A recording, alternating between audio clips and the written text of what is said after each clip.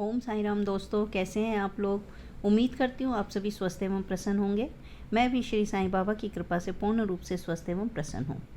दोस्तों, आज आपको ये बताते हुए मुझे बहुत खुशी हो रही है कि मैं 20 जून को शिरडी जा रही हूँ। यदि आप में से किसी को कोई संदेश बाबा के नाम भेजना है तो आप कमेंट बॉक्स में नीचे लिखकर अपना संदेश भेज दीजिए। आपका संदेश बाबा तक अवश्य पहुँच जाएगा। और यदि कोई उस समय 20 से 22 के बीच में शिरडी में हो या शिरडी जा रहा हो तो वहाँ पर हमारी आपस में मुलाकात हो सकती है। तो दोस्तों, इस शुभ संदेश के साथ आज मैं अध्याय 9 का वाचन करने जा रही हूँ। अभी तक आपने अध्याय 8 श्री साईं सच्चरित्र के सुन लिए हैं, पढ़ लिए हैं, देख लिए हैं। और अगर आपने अभी तक मेरे चैनल को सब्सक्राइब नहीं किया है तो जल्दी से सब्सक्राइब का बटन दबा दीजिए और साथ ही बेल आइकन भी प्रेस कर दीजिए ताकि मेरे हर आने वाले नए वीडियो की नोटिफिकेशन सबसे पहले आप लोगों को मिल सके और आप मेरे चैनल से जुड़ सकें। और इससे पहले के अध्याय और वीडियो देखने के लिए आप डिस्क्रिप्शन बॉक्स में दिए गए लिंक पर जा सकते हैं और वहां से पुराने वीडियोस को देख सकते हैं। तो दोस्तों, अध्याय 9 में विदा होते समय बाबा की आज्ञा का पालन और अवज्ञा करने के परिणामों के कुछ उदाहरण के बारे में हम जानेंगे। साथ ही ये भी जानेंगे कि भिक्षावृत्ति और उसकी आवश्यकता क्या है और क्यों है, और भक्तों जैसे तरखंड कुटुंब के अनुभव और कई भक्तों के अनुभवों को भी हम इस पाठ के अंतर्गत जानेंगे। तो दोस्तों, अध्याय 9 का आरंभ करने जा रही हूँ मैं। विदा होते समय बाबा की आज्ञा का पालन और अवज्ञा करने के परिणामों के कुछ उदाहरण। भिक्षावृत्ति और उसकी आवश्यकता, भक्तों के अनुभव। पिछले अध्याय के अंत में केवल इतना ही संकेत किया गया था कि लौटते समय जिन्होंने बाबा के आदेशों का पालन किया वे सकुशल घर लौटे, और जिन्होंने उनकी अवज्ञा की उन्हें दुर्घटनाओं का सामना करना पड़ा। इस अध्याय में यह कथन अन्य कई पुष्टिकारक घटनाओं और अन्य विषयों के साथ विस्तार पूर्वक समझाया जाएगा। दोस्तों, मैंने अपने पुराने वीडियो में बताया है कि किस प्रकार मुझे शिरडी से वापस आने की बाबा की आज्ञा न मिलने पर दोबारा शिरडी जाना पड़ा और वहां से होते हुए पुणे एयरपोर्ट के लिए निकलना पड़ा। मैंने उसमें ये बताया था कि जब तक बाबा की आज्ञा नहीं होती है तब तक ना तो कोई शिरडी पहुंच सकता है और ना ही शिरडी से वापस आ सकता है। तो इसीलिए बाबा की आज्ञा का पालन करना बहुत ही आवश्यक है और इस अध्याय में भी हम इस संबंध में जानकारी प्राप्त करेंगे। शिरडी यात्रा की विशेषता। शिरडी यात्रा की एक विशेषता यह थी कि बाबा की आज्ञा के बिना कोई भी शिरडी से प्रस्थान नहीं कर सकता था, और यदि किसी ने किया भी तो मानो उसने अनेक कष्टों को निमंत्रण दे दिया। परंतु यदि किसी को शिरडी छोड़ने की आज्ञा हुई तो फिर वहाँ उसका ठहरना नहीं हो सकता था। जब भक्तगण लौटने के समय बाबा को प्रणाम करने जाते तो बाबा उन्हें कुछ आदेश दिया करते थे जिनका पालन अति आवश्यक था। यदि इन आदेशों की अवज्ञा कर कोई लौट गया तो निश्चय ही उसे किसी न किसी दुर्घटना का सामना करना पड़ता था। ऐसे कुछ उदाहरण यहाँ दिए जा रहे हैं। तात्या कोते पाटिल। एक समय तात्या कोते पाटिल तांगे में बैठकर कोपरगांव के बाजार को जा रहे थे। वे शीघ्रता से मस्जिद में आए, बाबा को नमन किया और कहा कि मैं कोपरगांव के बाजार को जा रहा हूँ। बाबा ने कहा, शीघ्रता न करो, थोड़ा ठहरो, बाजार जाने का विचार छोड़ दो और गांव के बाहर ना जाओ। उनकी उतावली को देखकर बाबा ने कहा, अच्छा, कम से कम श्यामा को तो साथ लेते जाओ। बाबा की आज्ञा की अवहेलना करके उन्होंने तुरंत तांगा आगे बढ़ाया। तांगे के 2 घोड़ों में से एक घोड़ा, जिसका मूल्य लगभग 300 रुपये था, अति चंचल और द्रुतगामी था। द्रुतगामी यानी तेज गति से चलने वाला। रास्ते में सावली विहीर ग्राम पार करने के पश्चात ही वह अधिक वेग से दौड़ने लगा। अकस्मात ही उसकी कमर में मोच आ गई, वह वहीं गिर पड़ा। यद्यपि तात्या को अधिक चोट तो नहीं आई, परंतु उन्हें अपने साईं बाबा के आदेशों की स्मृति अवश्य हो आई। एक अन्य अवसर पर कुल्हार ग्राम को जाते हुए भी उन्होंने बाबा के आदेशों की अवज्ञा की थी और ऊपर वर्णित घटना के समान ही दुर्घटना का उन्हें सामना करना पड़ा था। तो दोस्तों, जब भी आप शिरडी जाने की सोचें या वहाँ अगर आप पहुँच गए हैं तो वहाँ से वापस लौटने से पहले बाबा को प्रणाम कर उनसे आज्ञा लेकर ज़रूर लौटना चाहिए, क्योंकि जैसा कि इसमें बताया गया है कि बाबा की आज्ञा के बिना कोई भी ना तो शिरडी पहुंच सकता है और ना ही शिरडी से वापस आ सकता है। तो यदि आप बाबा के प्रति सच्ची श्रद्धा रखते हैं तो उन पर विश्वास रखते हुए, श्रद्धा रखते हुए आप शिरडी जाने की मन में ठान लें और बाबा अवश्य ही आपको शिरडी बुलाएंगे और अपने खुले दर्शन प्रदान करेंगे। एक यूरोपियन महाशय। एक समय बम्बई के एक यूरोपियन महाशय नाना साहेब चांदोरकर से परिचय प्राप्त कर किसी विशेष कार्य से शिरडी आए। उन्हें एक आलीशान तंबू में ठहराया गया। वे तो बाबा के समक्ष नत होकर कर कमलों का चुम्बन करना चाहते थे। इसी कारण उन्होंने 3 बार मस्जिद की सीढ़ियों पर चढ़ने का प्रयत्न किया, परंतु बाबा ने उन्हें अपने समीप आने से रोक दिया। उन्हें आंगन में ही ठहरने और वहां से दर्शन करने की आज्ञा मिली। इस विचित्र स्वागत से अप्रसन्न होकर उन्होंने शीघ्र ही शिरडी से जाने का विचार किया और विदा लेने के लिए वे वहां आए। बाबा ने उन्हें दूसरे दिन जाने और शीघ्रता न करने की राय दी। अन्य भक्तों ने भी उनसे बाबा के आदेश का पालन करने की प्रार्थना की, परंतु वे सबकी उपेक्षा कर तांगे में बैठकर रवाना हो गए। कुछ दूर तक तो घोड़े ठीक ठीक चलते रहे, परंतु सांवली विहीर नामक गांव पार करने पर एक बाइसिकल सामने से आ गई, जिसे देखकर घोड़े भयभीत हो गए और तेज गति से दौड़ने लगे। परिणाम स्वरूप तांगा उलट गया और महाशय जी नीचे लुढ़क गए और कुछ दूर तक तांगे के साथ साथ घिसटते चले गए। लोगों ने तुरंत ही दौड़कर उन्हें बचा लिया, परंतु चोट अधिक आने के कारण उन्हें कोपर गांव के अस्पताल में शरण लेनी पड़ी। इस घटना से भक्तों ने शिक्षा ग्रहण की कि जो बाबा के आदेशों की अवहेलना करते हैं उन्हें किसी न किसी प्रकार की दुर्घटना का शिकार होना ही पड़ता है, और जो आज्ञा का पालन करते हैं वे सकुशल और सुखपूर्वक घर पहुंच जाते हैं। भिक्षावृत्ति की आवश्यकता। अब हम भिक्षावृत्ति के प्रश्न पर विचार करेंगे। संभव है कुछ लोगों के मन में संदेह उत्पन्न हो कि जब बाबा इतने श्रेष्ठ पुरुष थे तो फिर उन्होंने आजीवन भिक्षावृत्ति पर ही क्यों निर्वाह किया। इस प्रश्न को 2 दृष्टिकोण सामने रखकर हल किया जा सकता है। पहला दृष्टिकोण है भिक्षावृत्ति पर निर्वाह करने का कौन अधिकारी है। शास्त्रों के अनुसार वे व्यक्ति जिन्होंने 3 मुख्य आसक्तियों जैसे कामिनी, कंचन और कीर्ति का त्याग कर, कामिनी यानी स्त्री, कंचन अर्थात धन दौलत सोना चांदी और कीर्ति यानी यश, इन सब का त्याग कर आसक्ति मुक्त हो संन्यास ग्रहण कर लिया हो, वे ही भिक्षावृत्ति के उपयुक्त अधिकारी हैं। क्योंकि वे अपने घर में भोजन तैयार कराने का प्रबंध नहीं कर सकते, इसलिए उन्हें भोजन कराने का भार गृहस्थों पर ही है। श्री साईं बाबा न तो गृहस्थ थे और न वानप्रस्थी, वे तो बाल ब्रह्मचारी थे। उनकी यह दृढ़ भावना थी कि विश्व ही मेरा घर है।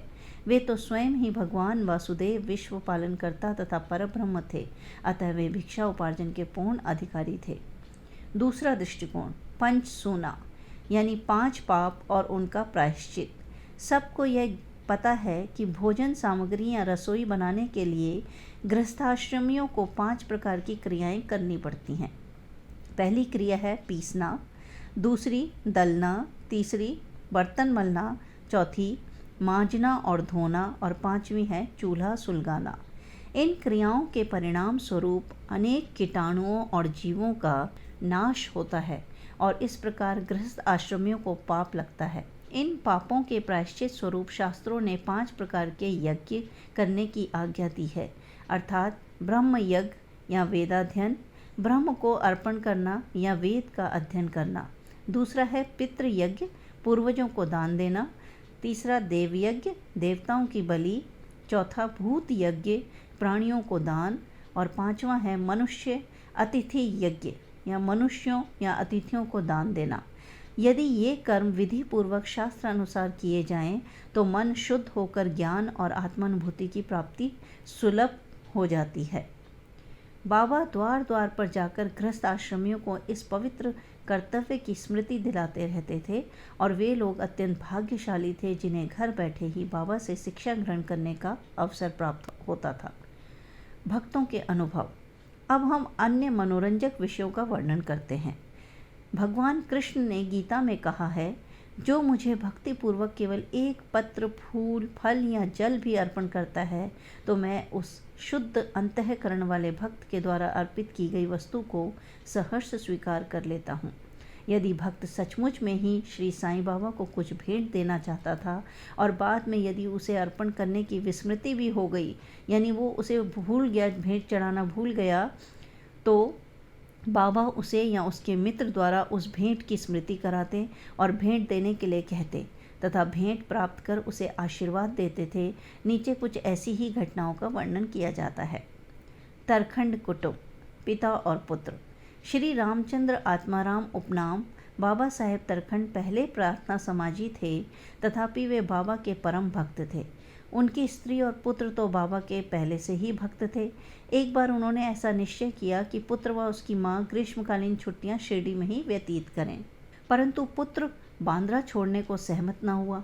उसे भय था कि बाबा का पूजन घर में विधि पूर्वक नहीं हो सकेगा, क्योंकि पिताजी प्रार्थना समाजी हैं और संभव है कि वे श्री साईं बाबा के पूजन आदि का उचित ध्यान न रख सकें। परंतु पिता के आश्वासन देने पर कि पूजन यथाविधि ही होता रहेगा, माँ और पुत्र ने एक शुक्रवार की रात्रि में शिरडी को प्रस्थान कर दिया। दूसरे दिन शनिवार को श्रीमान तरखंड ब्रह्म मुहूर्त में उठे और स्नान आदि कर पूजन प्रारंभ करने के पूर्व बाबा के समक्ष साष्टांग दंडवत करके बोले, हे बाबा, मैं ठीक वैसा ही आपका पूजन करता रहूँगा जैसे कि मेरा पुत्र करता रहा है, परंतु कृपा कर इसे शारीरिक परिश्रम तक ही सीमित न रखना। ऐसा कहकर उन्होंने पूजन आरंभ किया और मिश्री का नैवेद्य अर्पित किया, जो दोपहर के भोजन के समय प्रसाद के रूप में वितरित कर दिया गया। उस दिन की संध्या तथा अगला दिन इतवार भी निर्विघ्न व्यतीत हो गया। सोमवार को उन्हें ऑफिस जाना था, परंतु वह दिन भी निर्विघ्न निकल गया। श्री तरखंड ने इस प्रकार अपने जीवन में कभी पूजा नहीं की थी। उनके हृदय में अति संतोष हुआ कि पुत्र को दिए गए वचन अनुसार पूजा यथाक्रम संतोषपूर्वक चल रही है। अगले दिन मंगलवार को सदैव की भांति उन्होंने पूजा की और ऑफिस को चले गए। दोपहर को घर लौटने पर जब वे भोजन को बैठे तो थाली में प्रसाद न देखकर उन्होंने अपने रसोइये से इस संबंध में प्रश्न किया। उसने बतलाया कि आज गलती से वे नैवेद्य अर्पण करना भूल गए हैं। यह सुनकर वे तुरंत अपने आसन से उठे और बाबा को दंडवत प्रणाम कर क्षमा याचना करने लगे तथा बाबा से उचित पथ प्रदर्शन न करने तथा पूजन को केवल शारीरिक परिश्रम तक ही सीमित रखने के लिए उल्हाना देने लगे। उन्होंने संपूर्ण घटना का विवरण अपने पुत्र को पत्र द्वारा सूचित किया और उससे प्रार्थना की कि वह पत्र बाबा के श्री चरणों पर रखकर उनसे कहना कि वे इस अपराध के लिए क्षमा प्रार्थी हैं। यह घटना बांद्रा में लगभग दोपहर को हुई थी और उसी समय शिरडी में जब दोपहर को आरती प्रारंभ होने ही वाली थी कि बाबा ने श्रीमती तरखंड से कहा, माँ, मैं कुछ भोजन पाने के विचार से तुम्हारे घर बांद्रा गया था। द्वार में ताला लगा देखकर भी मैंने किसी प्रकार घर में प्रवेश किया, परंतु वहाँ देखा कि भाऊ मेरे लिए कुछ भी खाने को नहीं रख गए हैं, अतः मैं भूखा ही लौट आया हूँ। किसी को भी बाबा के वचनों का अभिप्राय समझ में नहीं आया, परंतु उनका पुत्र जो समीप ही खड़ा था सब कुछ समझ गया कि बांद्रा में पूजन में कुछ तो कमी हो गई है, कुछ तो गलती हो गई है। इसलिए वह बाबा से लौटने की अनुमति मांगने लगा, परंतु बाबा ने आज्ञा नहीं दी और वहीं पूजन करने का आदेश दिया। उनके पुत्र ने शिरडी में जो कुछ हुआ उसे पत्र में लिखकर पिता को भेजा और भविष्य में पूजन में सावधानी बरतने के लिए विनती की। दोनों पत्र डाक द्वारा दूसरे दिन दोनों पक्षों को मिले। क्या यह घटना आश्चर्यपूर्ण नहीं है? श्रीमती तरखंड। एक समय श्रीमती तरखंड ने 3 वस्तुएं अर्थात भरित भुर्ता यानी मसाला मिश्रित भुना हुआ बैंगन और दही, काचारिया बैंगन के गोल टुकड़े घी में तले हुए और तीसरा पेड़ा बाबा के लिए भेजी। बाबा ने उन्हें किस प्रकार स्वीकार किया इसे अब देखेंगे। बांद्रा के श्री रघुवीर भास्कर पुरंदरे बाबा के परम भक्त थे। एक समय वे शिरडी को जा रहे थे। श्रीमती तरखंड ने श्रीमती पुरंदरे को 2 बैंगन दिए और उनसे प्रार्थना की कि शिरडी पहुंचने पर वे एक बैंगन का भुर्ता और दूसरे का काचार्य बनाकर बाबा को भेंट कर दें। शिरडी पहुंचने पर श्रीमती पुरंदरे भुर्ता लेकर मस्जिद गई। बाबा उसी समय भजन को बैठे ही थे। बाबा को वह भुर्ता बड़ा स्वादिष्ट प्रतीत हुआ, इस कारण उन्होंने थोड़ा थोड़ा सभी को बांट दिया। इसके पश्चात ही बाबा ने काचार्य लाने को कहा। राधा कृष्ण माई के पास संदेश भेजा गया कि बाबा काचार्य मांग रहे हैं। वे बड़े असमंजस में पड़ गईं कि अब क्या करना चाहिए। बैंगन की तो अभी ऋतु ही नहीं है। अब समस्या उत्पन्न हुई कि बैंगन किस प्रकार उपलब्ध हो। जब इस बात का पता लगाया गया कि भुर्ता लाया कौन था, तब ज्ञात हुआ कि बैंगन श्रीमती पुरंदरे लाई थी तथा उन्हें ही काचार्य बनाने का कार्य सौंपा गया था। अब प्रत्येक को बाबा की इस पूछताछ का अभिप्राय पता चला और सबको बाबा की सर्वज्ञता पर महान आश्चर्य हुआ। दिसंबर सन 1915 में श्री गोविंद बालाराम मानकर शिरडी जाकर वहां अपने पिता की अंत्येष्टि क्रिया करना चाहते थे। प्रस्थान करने से पूर्व वे श्रीमती तरखंड से मिलने आए। श्रीमती तरखंड बाबा के लिए कुछ भेंट शिरडी भेजना चाहती थीं। उन्होंने पूरा घर छान डाला, परंतु केवल एक पेड़े के अतिरिक्त कुछ न मिला, और वह पेड़ा भी अर्पित नैवेद्य का था। बालक गोविंद एक ऐसी परिस्थिति देखकर रोने लगा, परंतु फिर भी अति प्रेम के कारण वही पेड़ा बाबा के लिए भेज दिया। उन्हें पूर्ण विश्वास था कि बाबा उसे अवश्य स्वीकार कर लेंगे। शिरडी पहुंचने पर गोविंद मानकर बाबा के दर्शन के लिए गए, परंतु वहां पेड़ा ले जाना भूल गए। बाबा यह सब चुपचाप देखते रहे, परंतु जब वे पुनः संध्या समय बिना पेड़ा लिए वे वहां पहुंचे तो फिर बाबा शांत न रह सके और उन्होंने पूछा कि तुम मेरे लिए क्या लाए हो? उत्तर मिला, कुछ नहीं। बाबा ने पुनः प्रश्न किया और उसने वही उपर्युक्त उत्तर फिर दोहरा दिया। अब बाबा ने स्पष्ट शब्दों में पूछा, क्या तुम्हें माँ ने चलते समय कुछ मिठाई नहीं दी थी? अब उसे स्मृति हो आई और वह बहुत ही लज्जित हुआ तथा बाबा से क्षमा याचना करने लगा। वह दौड़कर शीघ्र ही वापस आया और पेड़ा लाकर बाबा के सम्मुख रख दिया। बाबा ने तुरंत ही पेड़ा खा लिया। इस प्रकार श्रीमती तरखंड की भेंट बाबा ने स्वीकार की और भक्त मुझ पर विश्वास करता है, इसलिए मैं स्वीकार कर लेता हूँ, यह भगवत वचन सिद्ध हुआ। बाबा का संतोषपूर्वक भोजन। एक समय श्रीमती तरखंड शिरडी आई हुई थी। दोपहर का भोजन प्रायः तैयार हो चुका था और थालियां परोसी ही जा रही थी कि उसी समय वहां एक भूखा कुत्ता आया और भौंकने लगा। श्रीमती तरखंड तुरंत उठी और उन्होंने रोटी का एक टुकड़ा कुत्ते को डाल दिया। कुत्ता बड़ी रुचि के साथ उसे खा गया। संध्या के समय जब वे मस्जिद में जाकर बैठीं तो बाबा ने उनसे कहा, माँ, आज तुमने मुझे बड़े प्रेम से खिलाया। मेरी भूखी आत्मा को बड़ी सांत्वना मिली है। सदैव ऐसा ही करती रहो, तुम्हें कभी न कभी इसका उत्तम फल अवश्य प्राप्त होगा। इस मस्जिद में बैठकर मैं कभी असत्य नहीं बोलूँगा। सदैव मुझ पर ऐसा ही अनुग्रह करती रहो। पहले भूखों को भोजन कराओ, बाद में तुम भोजन किया करो। इसे अच्छी तरह ध्यान में रखो। बाबा के शब्दों का अर्थ उनकी समझ में नहीं आया, इसलिए उन्होंने प्रश्न किया, भला मैं किस प्रकार भोजन करा सकती हूँ? मैं तो स्वयं दूसरों पर निर्भर हूँ और उन्हें दाम देकर भोजन प्राप्त करती हूँ।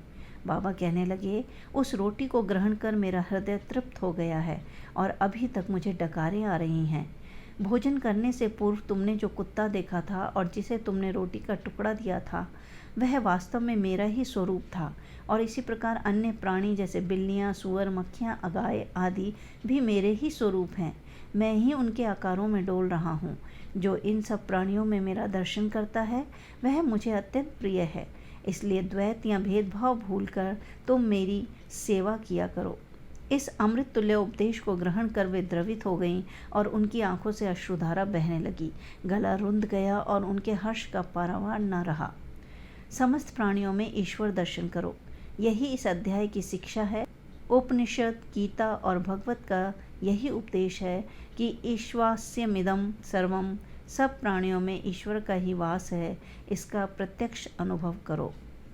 अध्याय के अंत में बतलाई गई घटना तथा अन्य अनेक घटनाएं जिनका लिखना अविशेष है, स्वयं बाबा ने प्रत्यक्ष उदाहरण प्रस्तुत कर दिखाया कि किस प्रकार उपनिषदों की शिक्षा को आचरण में लगाना चाहिए।